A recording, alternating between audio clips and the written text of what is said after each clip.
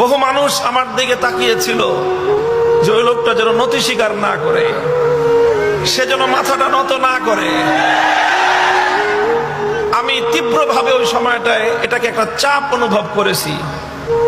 অন্য কোনো কিছুকে এতটা চাপ আমি অনুভব করিনি। আমার জেল হতে পারে, আমার কঠিন শাস্তি হতে পারে, বড় ধরনের হয়রানির শিকার আমি হতে পারি, এটাকে আমি অত বড় চাপ অনুভব করিনি। আমি যেটাকে চাপ অনুভব করেছি সবচেয়ে বেশি, সেটা হলো এই যে হাজার হাজার ইমানদার, মুখলেস, নিভৃতচারী আল্লাহওয়ালা নারী, পুরুষ, বুজুর্গ, তারা সবাই তাকায় আছে আমার দিকে। তাদের হৃদয়ের কামনা ছিল ও যেন ওর কথা, ওর ভাষা যেন নরম না করে। এই জিনিসটা আমি অনুভব করেছিলাম। তখন আমি একটা শপথ করেছিলাম, জীবন যেতে পারে, হকের কথা বলেছি, এই কথা আমি প্রত্যাহার করব না।